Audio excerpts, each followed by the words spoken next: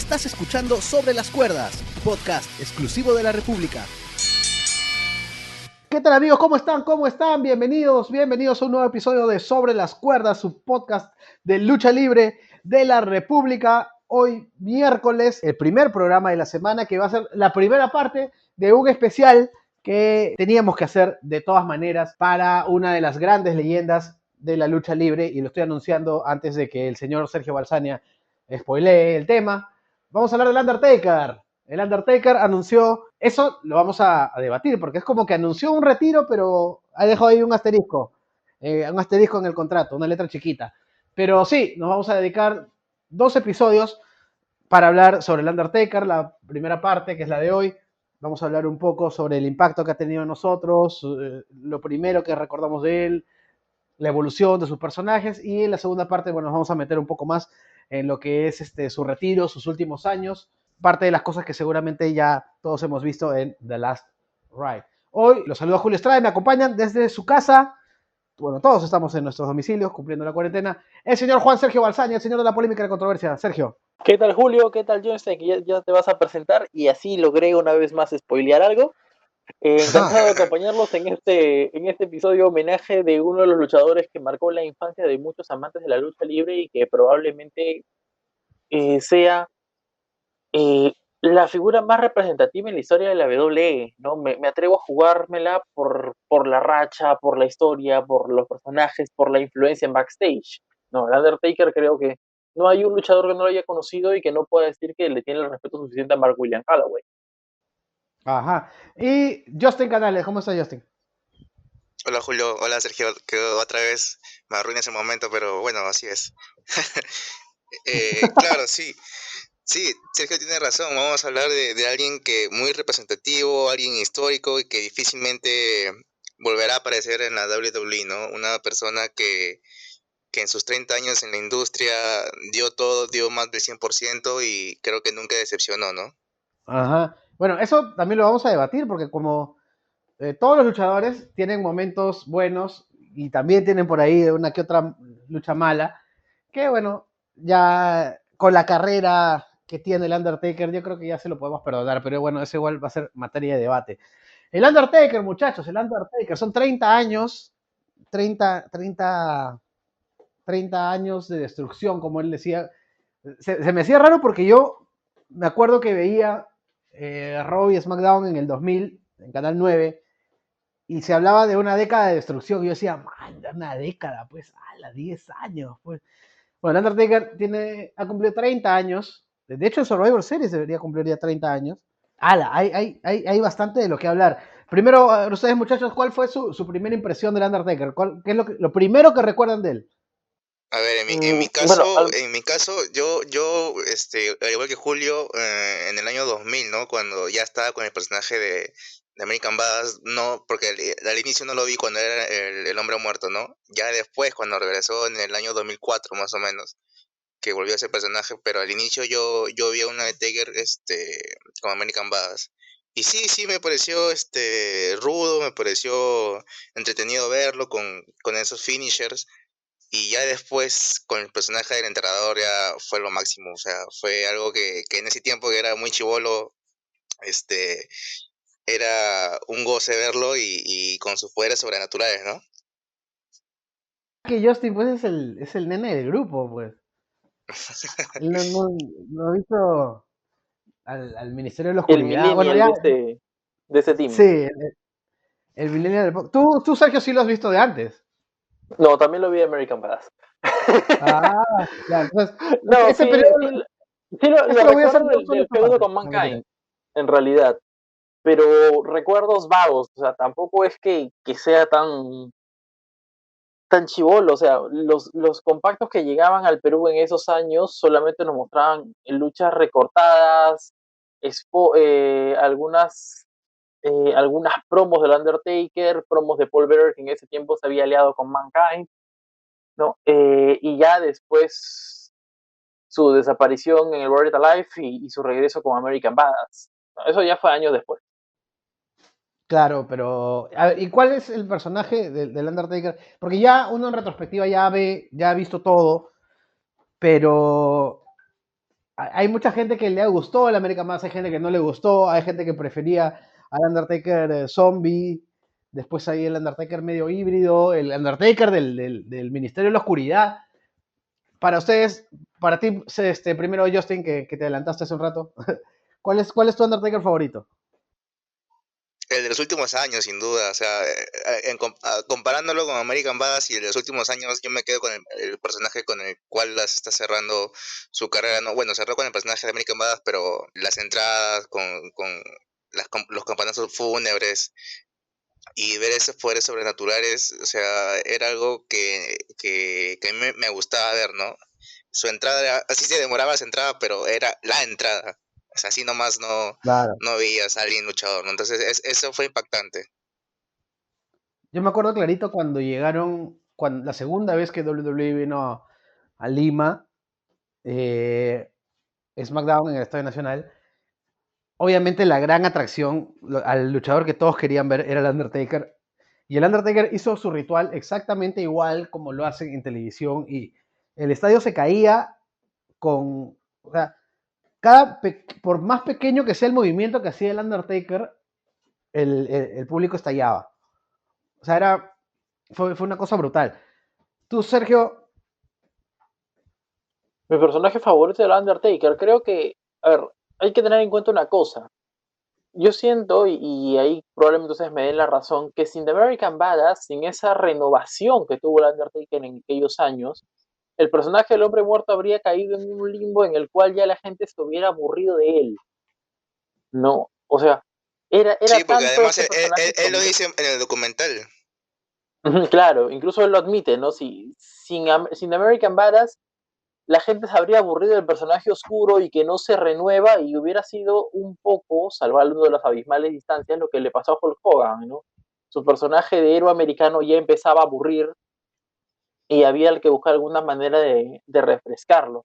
Lo mismo pasó con él. Ahora, en lo personal, si me preguntas, si me apuras, creo que el mejor personaje del Undertaker ha sido el Undertaker como líder del Ministerio de la Oscuridad. Es más, una storyline así podría funcionar muy bien en esos tiempos, ¿no?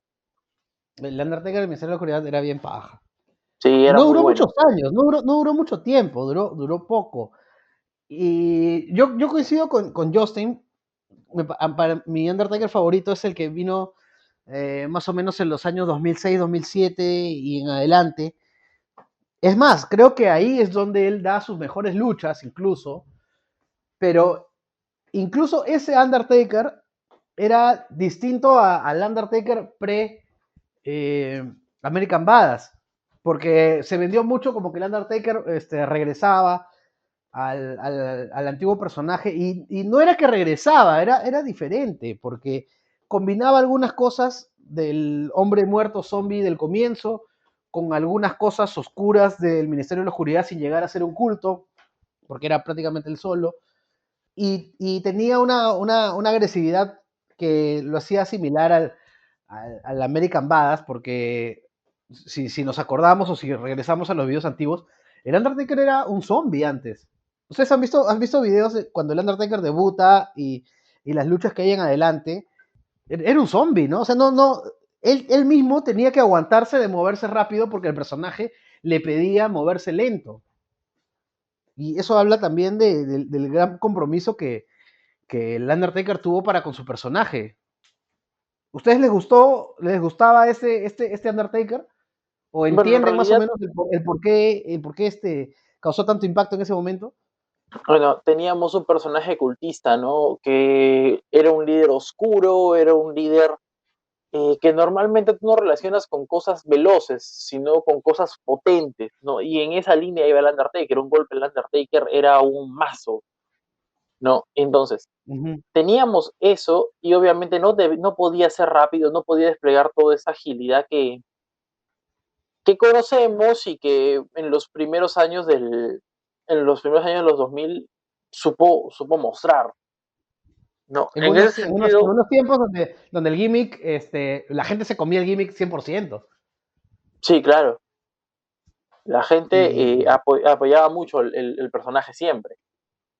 y, y tú veías a los chibolos en el público, estaban muertos de miedo cuando salía el Undertaker, porque O sea, en verdad parecía parecía un muerto, pues, con las ojeras, la cara blanca, la mirada perdida, estos movimientos lentos, que él mismo, y me acuerdo, creo que fue en la entrevista que le hace Stone Cold para el Skull Sessions, él dice que le costaba mantener ese ritmo lento porque él siempre había querido pues que demostrar que él era ágil y atlético pese al gran tamaño que tenía.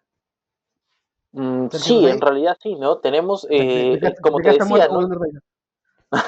En ese tiempo, el Undertaker debía meterse en el personaje, debía meterse en ese ogro que la WWE le había puesto como personaje y tiene mucho sentido, ¿no? Si tú eres mucho más ágil que la mayoría de tus rivales, ¿no? Recordemos que en ese tiempo teníamos a Mabel, que es uno de tus luchadores favoritos, Julio, No. tenemos a Vader, bueno, aunque Vader era ágil, ¿no? Pero, no sé, Psycho Sid, Hulk Hogan, luchadores que eran troncos, por no decir otra cosa. Y él era una manera de romper con la imagen del luchador alto, ¿no? Del luchador imponente.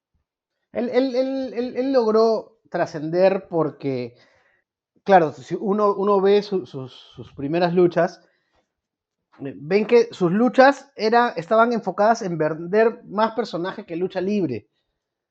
Entonces creo que nadie se imaginaba, o nadie que no lo haya visto antes, se imaginaba que él podía dar pues obras maestras de lucha libre. Ya más adelante vamos a hablar de las luchas, de nuestras luchas favoritas del Undertaker a lo largo de su carrera. Y todo también fue casualidad, Julio, un poco en WrestleMania, porque nadie pensó o nadie tenía pactado que se haga esta racha, salió de casualidad. O sea, yo hasta el que digamos 8-0, 9-0, no tenía la racha, Lucina. No la Nadie, ni tenía, siquiera no, los mismos directivos, creo. no la tenía pensada. O sea, recién cuando él se va a enfrentar a Triple H en WrestleMania 17, escuchando las narraciones de Hugo y Carlos, ahí es donde Hugo recalcaba pues que había una racha del Undertaker, pero no lo vendían como tal. Entonces, hasta ese momento, uno podía pensar que cualquier cosa puede pasar en WrestleMania con el Undertaker porque no, no, Y no, no estamos hablando de en algo el vivo. siguiente WrestleMania con Ric Flair, en WrestleMania 18, él ya cuenta la racha que tiene. Cuando termina la lucha, él cuenta con sus dedos cuántas victorias tiene consecutivas en WrestleMania. O bueno, sin perder. Y eran 10 creo. Porque me acuerdo Sí, clarito que él hace esto de acá como que 10. Y era como ajá. que, man, ya, o sea, sí, son 10. O sea, pero a partir de ahí comienza algo que a los fans les encantaba, pero a la vez lo hacía un poco predecible y le ponía una responsabilidad mayor al Undertaker, porque el Undertaker ya era un Mr. WrestleMania, no, muy diferente a lo que Shawn Michaels también era un Mr. WrestleMania, porque Undertaker también era una figura preponderante de WrestleMania, pero le daban una responsabilidad grande porque él tenía que dar un buen espectáculo, tenía que dar una buena lucha con a sabiendas de que el público probablemente ya sabía el resultado. Entonces, eso también habla de el trabajo, la confianza que la empresa le puso a él. Y en el documental se ve, pues, ¿no? Sergio, que Vince lo ama, lo adora. Cierto, en realidad sí. Y es precisamente como te decía, ¿no? La influencia que un luchador tiene en backstage. No creo que más de uno en algún momento ha escuchado las historias y conoce de buena mano lo importante que ha sido también para los luchadores. Ujú. Claro, sí, Sí, los mismos luchadores comentan, ¿no? Como qué significa para ellos haber conocido al Undertaker y el empuje que tuvieron gracias a él. el Undertaker, pues, yo, es muy raro, por no decir que no he escuchado, de repente no he investigado tanto como debía, ningún luchador que hable mal del Undertaker de su comportamiento backstage. No sé si ustedes han escuchado No, alguna vez Nada. No, difícil encontrar, difícil tampoco que alguien hable mal. Y eso que le tocaba a veces hacer de juez, ¿no? En En la corte de los luchadores. la corte de los luchadores, claro. ¿Saben cuándo yo caí en el liderazgo que podía tener el Undertaker en el locker room? Yo recién lo reconocí o caí en eso durante el ángulo de la invasión.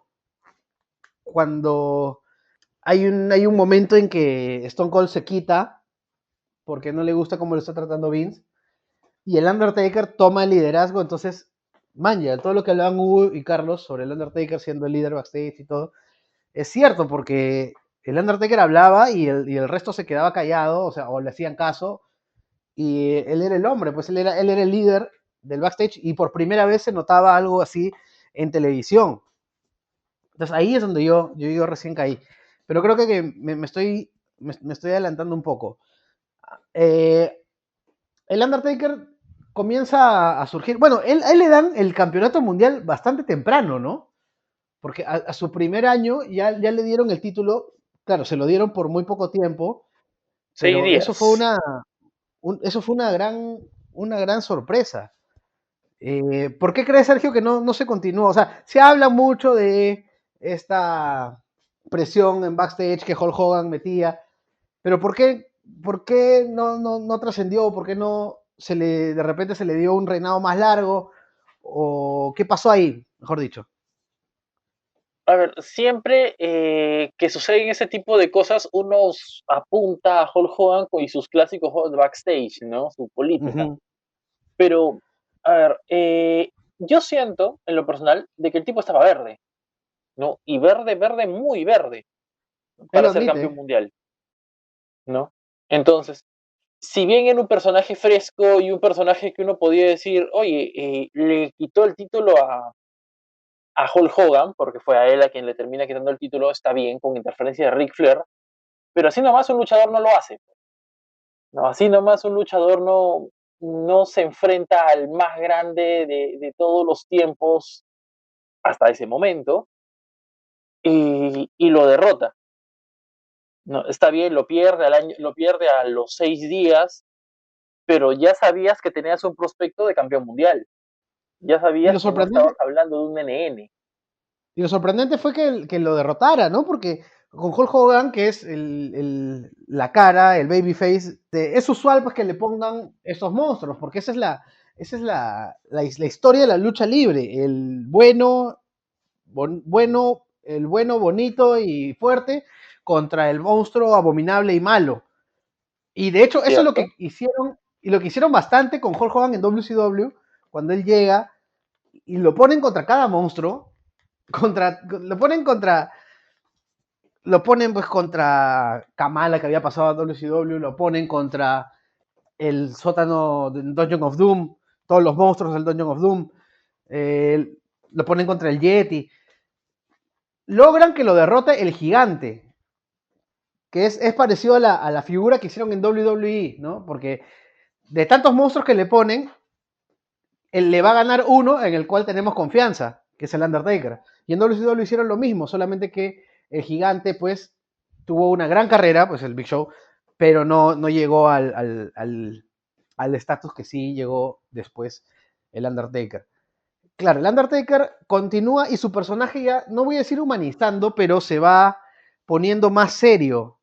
Lo ayuda bastante también Paul Bear, porque hay que, cuando hablamos del Undertaker tenemos que hablar de Paul Bear, la chamba de Paul Bear era muy buena, porque tienes un personaje misterioso que no habla y necesitas que alguien transmita lo que este personaje puede llegar a hacer, ¿no?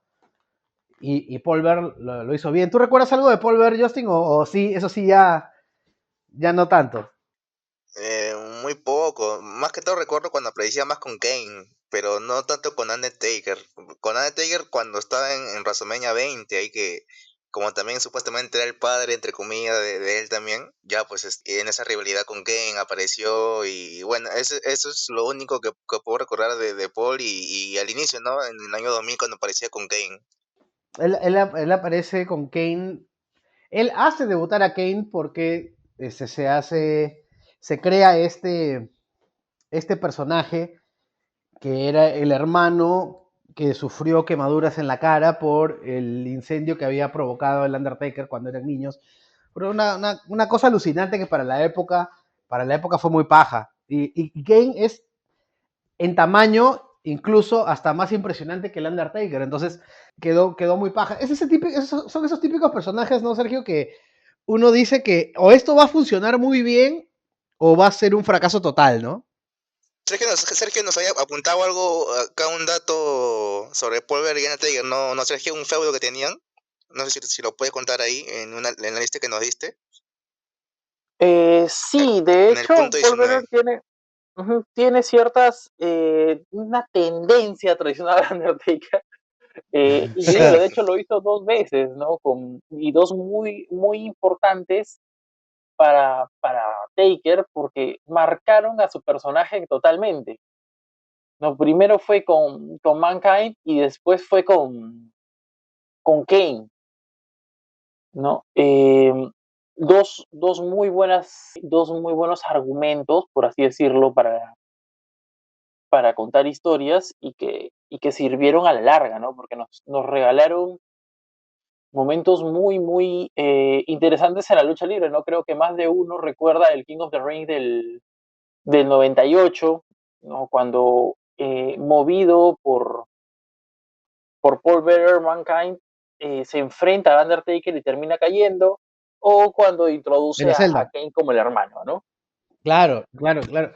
Y me has hecho acordar otra vez la entrevista, si pueden, mírenla, la de Stone Cold con el Undertaker. Stone Cold le dice, ustedes se mandan este mechón que en verdad no es un mechón per se, el Undertaker contra Mankind, pero tiene tantos elementos históricos que uno, más que una lucha, es un suceso.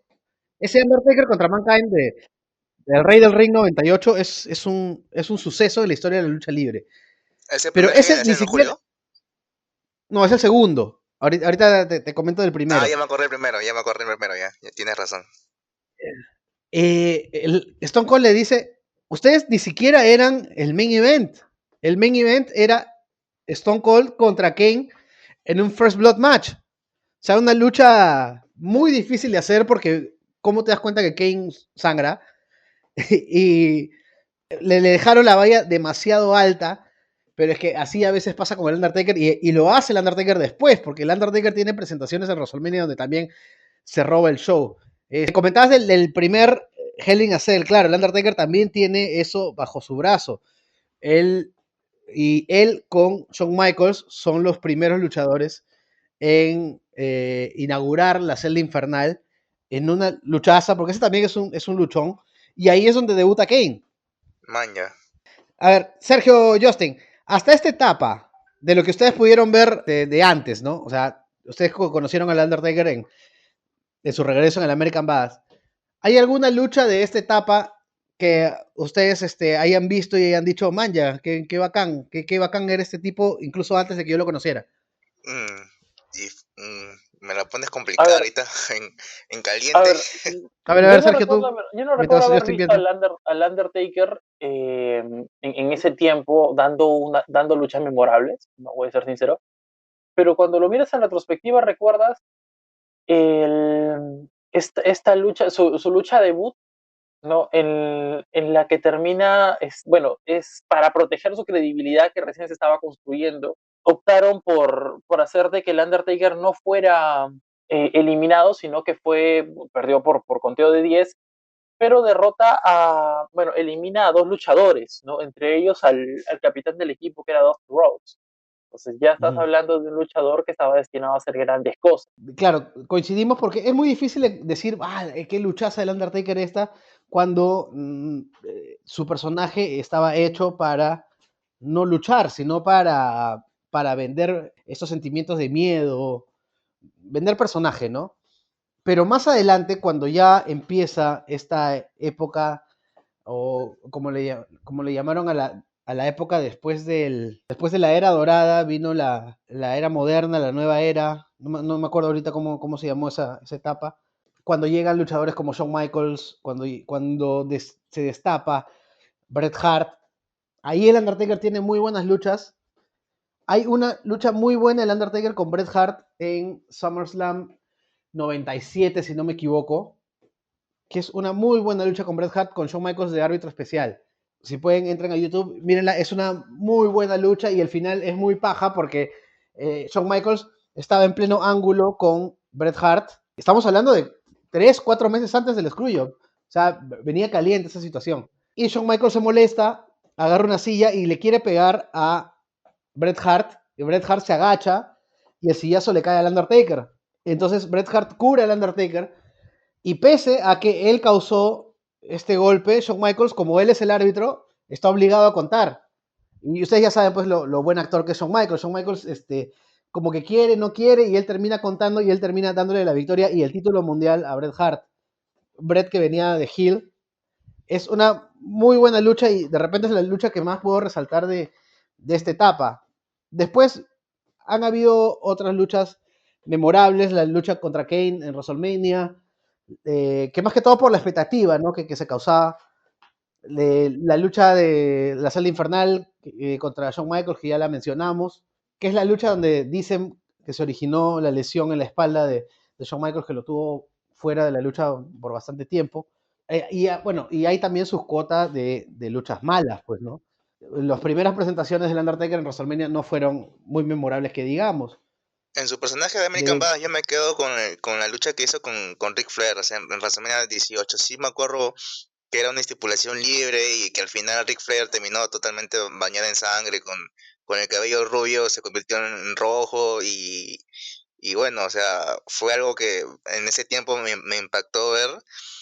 Y algunos casos puntuales de algunos acontecimientos de la NTG, como por ejemplo en el evento Survivor Series, claro, cuando era la WWF contra la WCW, él le pide que Chris Jericho, que tenía un pleito ahí con La Roca, interrumpa la lucha porque quedaban los dos nada más contra Stone Cold, y él aparece diciéndole que se vaya a los vestuarios a Chris Jericho porque si no perdía la WWF.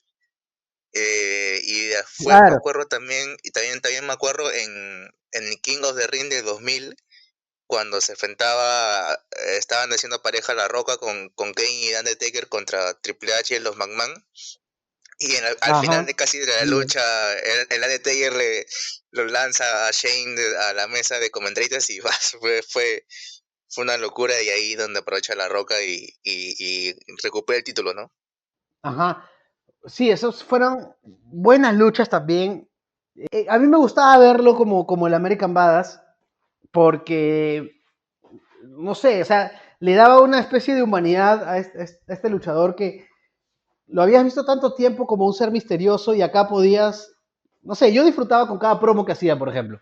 Sí. Cuando... Y su entrada, la canción con la que entraba también. ¿Quién no la ha cantado? No, era brutal, pero a mí me gustaba más la de Kid Rock, Alucina.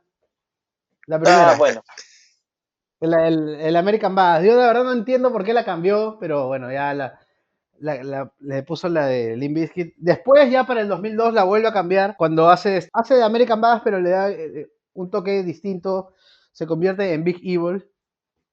Y ahí es donde ya el Undertaker comienza a flaquear un poco. Ya él mismo parece que se viene dando cuenta que el personaje ya no daba para más. Porque claro, si tú lo haces un poco más humano, lo haces más vulnerable. Entonces, el Undertaker, pues, ya le había dado la posta, ya le había dado el pase, por ejemplo, a Brock Lesnar. O sea, ya había perdido. Tiene 3 grandes derrotas el Undertaker con Brock Lesnar en esa etapa, porque de ahí vino ya la de WrestleMania, que lo hablaremos en el siguiente episodio, porque ya ahí vamos a hablar de los últimos años del Undertaker.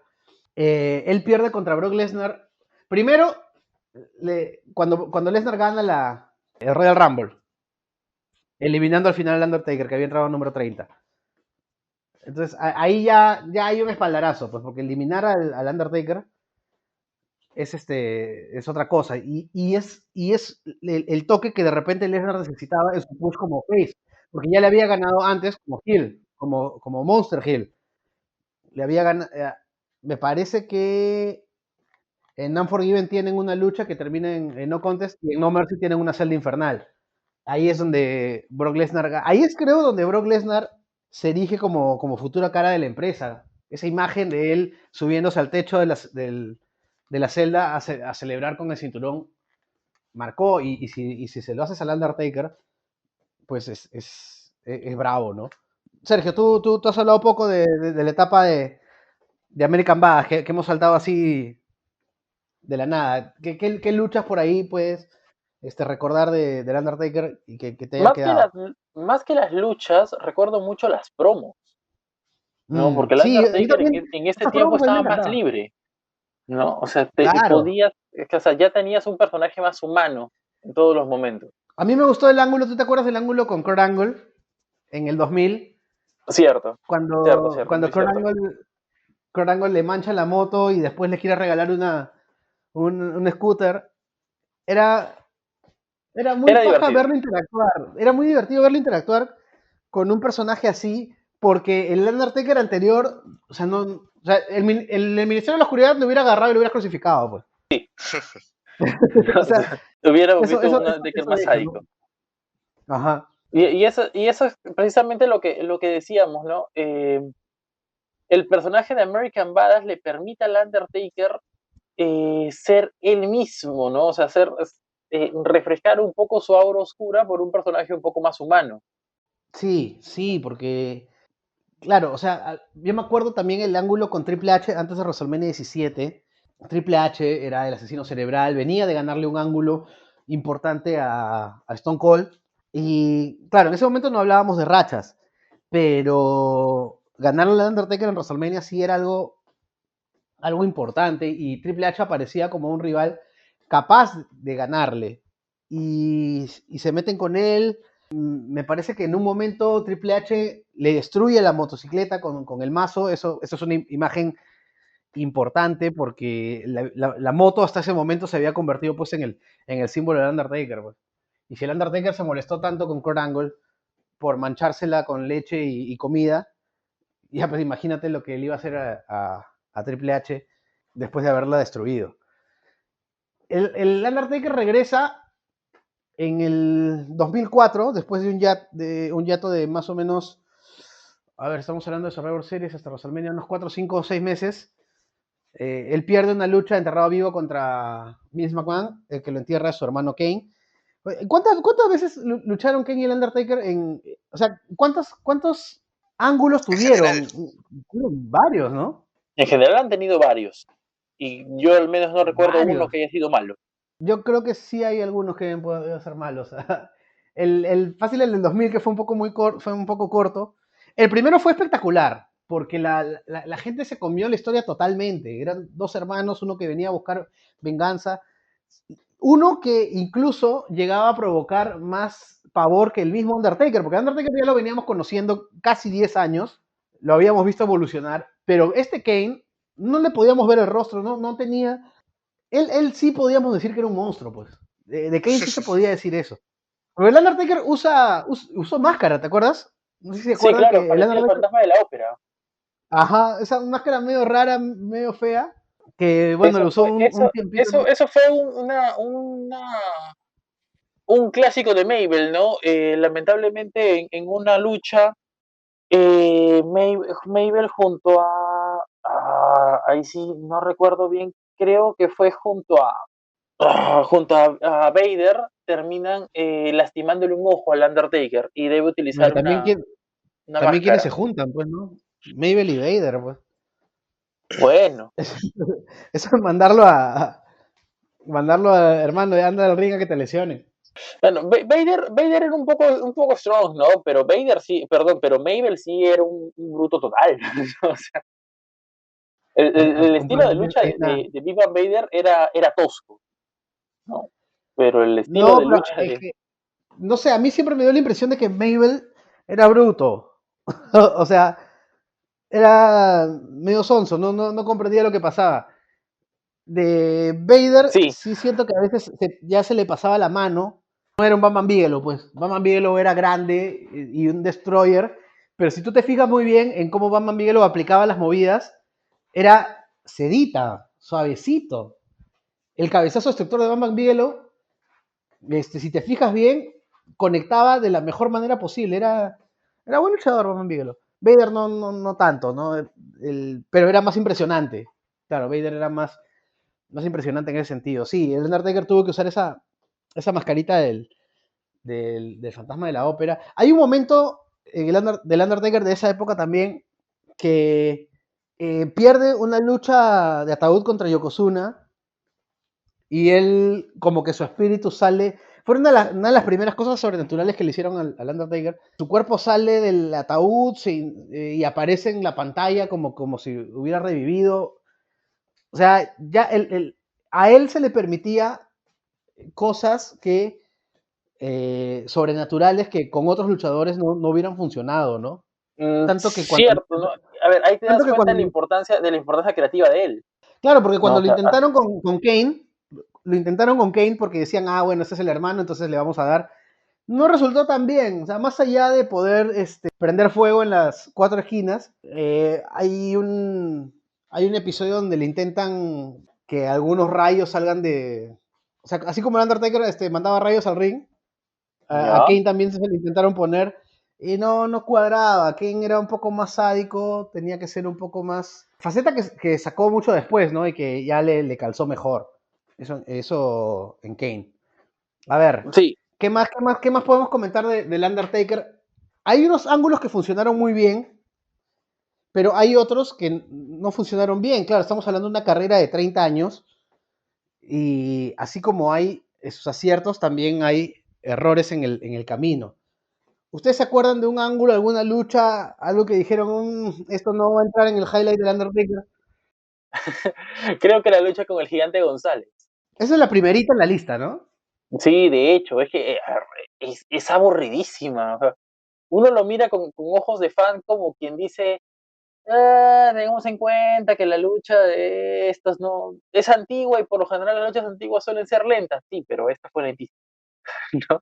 Y es una mancha en la racha, ¿no? Porque, claro, el Undertaker venía con una racha de invicta, de haber ganado, pero esta lucha la ganó por descalificación, porque el gigante intentó usar cloroformo. O sea, todo mal.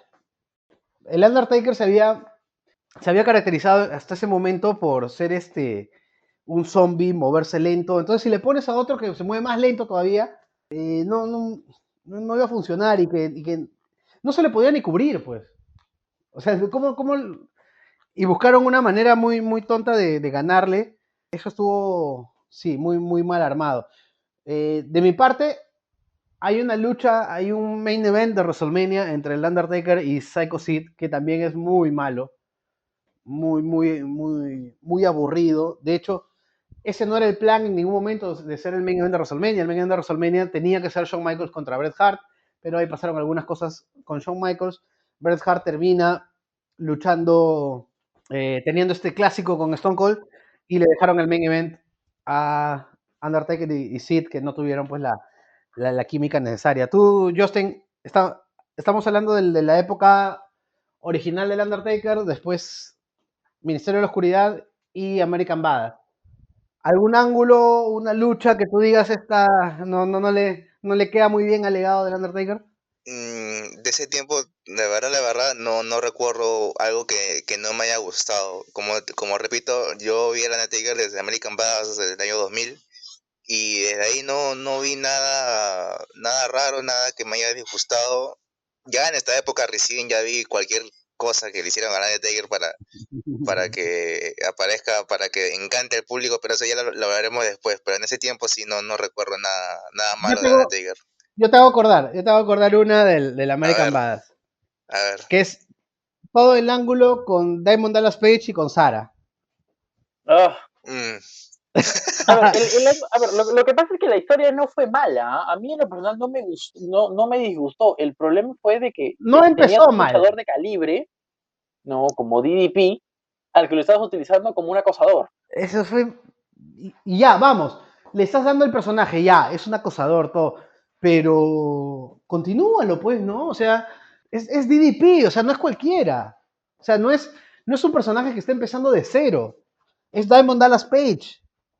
Diamond Dallas Page es una estrella en WCW y empezar en un ángulo con el Undertaker de arranque era algo muy paja, destinado al éxito, pero que se fue cayendo, no sé si por el ego de Vince McMahon y la gente de WWE que no querían que DDP resalte o yo qué sé, pero Diamond Dallas Page termina hasta en un momento siendo derrotado por Sara.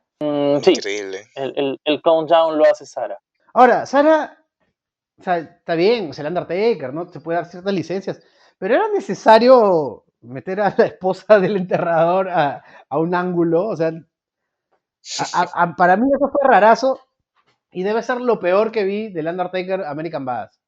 Fácil que a menos sí. que ustedes tengan no alguna sé otra si cosa malo, insisto, no me parece que sea malo. Me Pero parece, es que me nunca parece que tuvieron, me parece que fue respetuoso. nunca tuvieron una lucha one-on-one en pay-per-view. Hicieron la vieja confiable y al Undertaker lo pusieron con Kane, los pusieron a ser campeones en pareja de WCW, de WWE, y al final no resultó tampoco, porque tampoco tuvieron un feudo memorable por los títulos en pareja, porque luchaban contra los Dudley, lucharon contra Test y Booker T, lucharon contra Chronic, que debe ser una de las peores luchas del año, en el 2000. Si no me equivoco fue Unforgiven, o No Mercy, no recuerdo, pero fue una de las peores luchas del año, y fue la única lucha, creo, de Chronic en WWE, y de ahí ya lo sacaron. No, fue terrible. Terrible. Ya me acordé de otra lucha mala del Undertaker y otro ángulo que no funcionó, que fue el Undertaker contra el Undertaker. ¿Ustedes llegaron a ver algo de eso? El falso Undertaker. El falso Undertaker, que tipo igual a bueno, lo de Kane con el falso Kane también, igualito, más o menos. Claro, lo quisieron reeditar con lo de Kane, pero con resultados menos catastróficos, ¿no? Porque por lo menos estos dos lucharon, fueron main event, o sea, por más malo que haya sido el ángulo se le trató de dar la importancia. Lo de Kane contra el falso Kane, pues se cayó desde que intentaron, desde el debut del falso Kane, ¿no? Desde ahí ya se cayó, no sé, yo ya no hubiera continuado ni siquiera con la lucha que tuvieron, si no me equivoco, en Unforgiven. Entonces, no, quedó en nada también, ¿no? Benjes, ¿no? Sí. Sí, en Benjes, y ganó el falso Kane. Y creo que al día siguiente Kane le quita la máscara y el pata desaparece y bueno, después aparece Festus.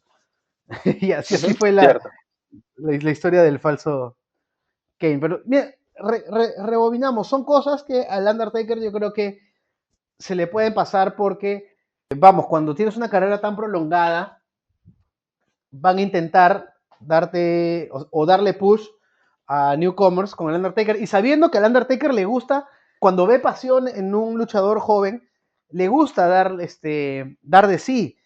Por ejemplo, en el documental Randy Orton cuenta que ellos tienen una lucha en el año 2002 cuando Randy Orton recién estaba debutando en un desconocido, y el Undertaker tiene una lucha con él que obviamente lo gana más o menos fácil, pero deja que Randy Orton por ahí se busca un poco, ¿no?